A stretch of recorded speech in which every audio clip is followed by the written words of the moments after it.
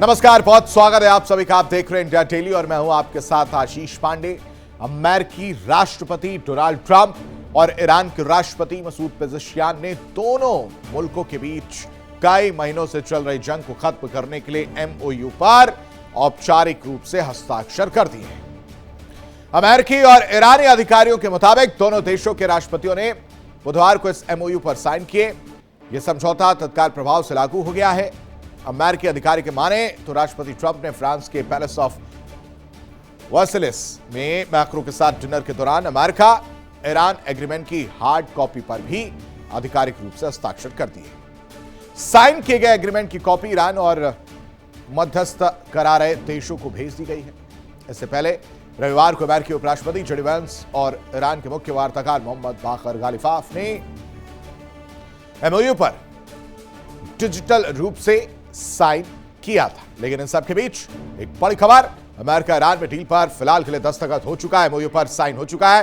India daily 24/7 के पास deal के draft की कॉपी है और डील के ड्राफ्ट में 14 शर्तों का जिक्र किया गया है। अमेरिका ईरान ने समझौते पर दस्तखत कर दिए हैं। दोनों देशों के राष्ट्रपति ने एमओयू पर साइन किए हैं। ट्रंप और पेज़ेश्कियान ने आखिरकार साइन कर दिया है, समझौते पर दस्तखत कर दिया है। मैक्रो के साथ डिनर पर यह एमओयू साइन हुआ है। अब अमेरिका और ईरान के बीच बातचीत होगी। अमेरिका ईरान डील में या एमओयू में क्या है वो भी समझना बेहद जरूरी है। 14 पॉइंट्स जो है इंडिया डेली 24/7 के हाथ जो कॉपी लगी है उसमें किन चीजों का जिक्र है वो भी समझना बेहद जरूरी है। अमेरिका ईरान डील में क्या मिला है?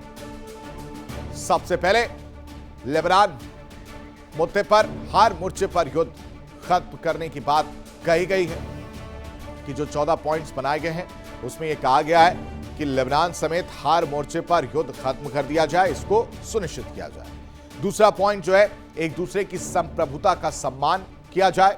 तीसरे पॉइंट में 30 दिन के अंदर होर्मुज खुलेगा, ये इस चीज का जिक्र किया गया, यानी जो वक्त मुकर्रर किया गया वो 30 दिन का मुकर्रर किया गया और इस दौरान होर्मुज खोलने की प्रक्रिया शुरू कर दी जाए क्योंकि माइंस जो बिछाए गए हैं उससे परेशानी देखने को मिल सकती है। हालांकि फ्रांस ने मदद की बात जरूर कही है। अमेरिकी अगर बात की जाए नाकाबंदी की तो वो समंदर हटाया जाएगा।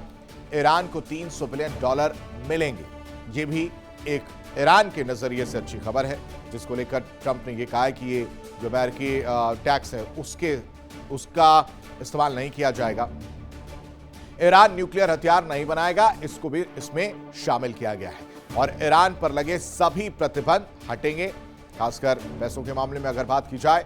साथ ही साथ यूरेनियम स्टॉक पर 60 दिन में फैसला लिया जाएगा। नवा पॉइंट क्या है वो समझिए। ईरान को तेल निर्यात में छूट दी जाएगी। 10वें पॉइंट में ईरान को फ्रीज फंड वापस मिलेंगे, इसका जिक्र किया गया है। 11वें पॉइंट में शर्तें पूरी होने के बाद आगे की बातचीत होगी, यानी 12 से 60 दिनों तक बातचीत की मॉनिटरिंग की जाएगी। 13वें पॉइंट की बात करें तो 60 दिनों के भीतर ये फाइनल एग्रीमेंट होगा और 14वां पॉइंट है यूएनएससी के प्रस्ताव के जरिए मंजूरी की बात कही गई है। नासिर का रुख कर लेते हैं। नासिर हमारे संवाददाता हमारे साथ जुड़े हैं। नासिर, इंडिया डेली 24/7 के पास वो कॉपी जिसमें उन 14 पॉइंट का जिक्र किया गया है, जिस पर अब 60 दिन का जो वक्त मुकर्रर किया गया उसमें बातचीत की जाएगी। बिल्कुल, देखिए आशीष, 60 दिन में जो है इन 14 पॉइंट्स पे जो है बातचीत होगी और ये 14 पॉइंट्स वही 14 पॉइंट्स, इसमें वो मेन पॉइंट्स है जिस पे आज तक हमने देखा है कि बातचीत फेल हुई। चाहे यूरेनियम की बात करें, स्टेट ऑफ हॉर्मुज की खोलने की बात करें या एटॉमिक हथियारों की अगर बात करें या फ्रीजिंग एसिड जो है ईरान का उस पर बात करेंगे, तो वो सारे मेन पॉइंट जो है इस एमओयू में जो है वो शामिल किए गए और उन पे आप जो है बातचीत होगी। और आने वाले समय में जब बातचीत होगी 60 दिनों के अंदर अंदर इन चीजों पे जब बातचीत हो जाएगी तो कहीं ना कहीं जो सिचुएशन बनी हुई थी मिडिल ईस्ट में या ईरान और यूएस के बीच में वो खत्म देखने को मिल सकती है। उसके साथ साथ अगर देखा जाएगा, पहला पॉइंट जिसका जिक्र आपने भी किया वो लेबनान में जो कंटिन्यूअसली इजरायली स्ट्राइक जो है उसको रोकने के लिए भी हर किसी लिहाज से उसको रोकने के लिए जो है वो पॉइंट भी मेंशन किया गया है। उसके साथ साथ जो अटकलें लगाई जाती थी कि ईरान जो है न्यूक्लियर वेपन बना रहा है, वो खतरा पूरी दुनिया भर के लिए हो सकता है, वो मेंशन किया गया है, उस पे भी ईरान जो है ना कोई काम करेगा और एटॉमिक हथियार जो है वो नहीं बनाएंगे, उसकी भी निगरानी जो है वो की जाएगी। उसके साथ साथ स्ट्रेट ऑफ हॉर्मुज जो पूरी मिडिल ईस्ट के साथ पूरी दुनिया में एक सरदर्द बना हुआ था, पूरी दुनिया ने जो है उसका अंजाम भुगता और कई सारी कंट्रीज में जो है हाहाकार जो मची, वो भी मेंशन किया गया 7 दिन के अंदर 30 दिन के अंदर अंदर जो स्ट्रेट ऑफ हॉर्मुज लेकिन नासिर जो सबसे वो पूरी जरूरी हो जाता है वो इसराइल की भूमिका को लेकर भी हो जाता है। इसराइल नहीं रुकने वाला, इसराइल तो हमले कर रहा है, ऐसे में ईरान मानेगा नहीं मानेगा ये भी बड़ा सवाल है। बिल्कुल, देखिए यही सबसे बड़ा मेन पॉइंट है जो इस वक्त सरदर्द बना हुआ है, क्योंकि इसराइल ने जो जब सीज फायर हुआ तब भी इसराइल ने जो है अमेरिका की बात नहीं सुनी, कोई सीज फायर माना नहीं, कोई एग्रीमेंट। इवन इसराइल की जो है लेबनान के टॉप लीडरशिप से भी बात हुई थी, उनकी बात भी नहीं मानी, उसके बाद भी सऊदी अरब लेबनान में कंटिन्यूसली उनकी। ठीक है नासिर, आप हमारे साथ बने रहिए, कुछ और खबरों पर हम आपसे अपडेट लेंगे। एक और बड़ी खबर दर्शकों से साझा कर दे, पाकिस्तान के पीएम शहबाज शरीफ का पोस्ट सामने आया है। इस्लामाबाद मेमोरेंडम पर साइन हो गए, इलेक्ट्रॉनिक तरीके से समझौते को मंजूरी मिली है, मध्यस्थ के तौर पर समर्थन किया है।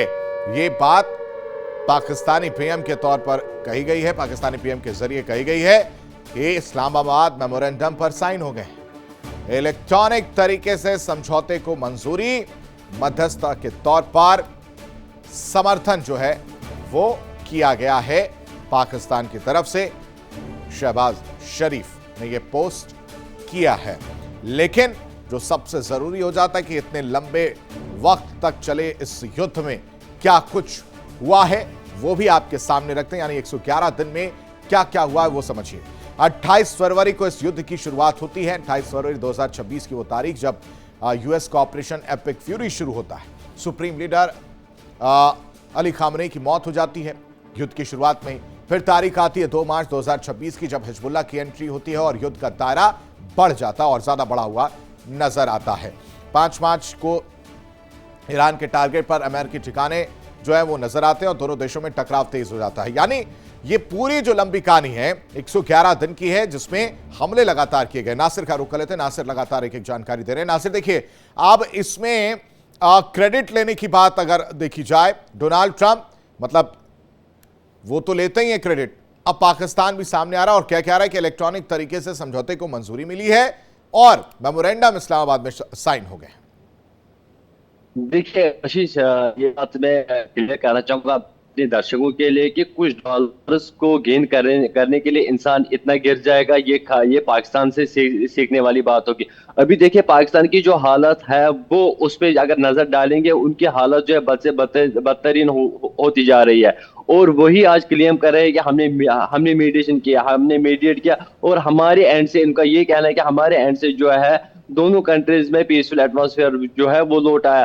अभी वो एक छोटे से कंट्री में अपने पाकिस्तान ऑक्यूपाइड कश्मीर के लोगों के लिए वो पीसफुल एटमॉस्फेयर बना नहीं पाए, और वो बात करें ईरान और यूएस की, इसमें देख लीजिए पाकिस्तान जो है कर्जे में डूबा हुआ है, कटोरा लेके जो है हर एक कंट्री में जा रहा है, वही डॉलर्स गेन करने के लिए, सिंपैथी हासिल करने के लिए ऐसा टीवी जो है सामने आया। पाकिस्तान की बात यहाँ पे छोड़ दीजिए, अगर मेडिटेशन करना होता तो 111 दिन में बातचीत हुई होगी, एमओयू भी साइन किया होता, जिससे आपने देखा जब दूसरी वार्ता हुई तब। ठीक है नासिर, बहुत शुक्रिया तमाम जानकारी देने के लिए नासिर। बढ़ेंगे आगे। यूएस ईरान की डील का बाजार पर असर दिखता हुआ नजर नहीं आ रहा है।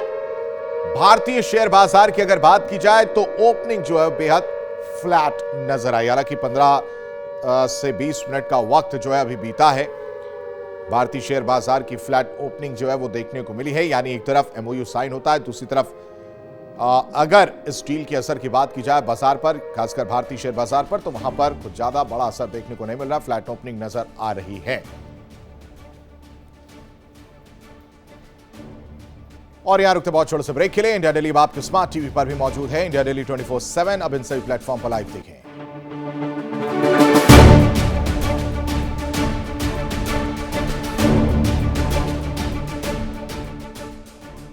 देखिए इंडिया डेली 24/7 अब आपकी स्मार्ट टीवी पर। इंडिया डेली मौजूद है सभी डिजिटल प्लेटफॉर्म पर लाइव और लगातार। इंडिया डेली 24/7 हर दिन राष्ट्र को समर्पित।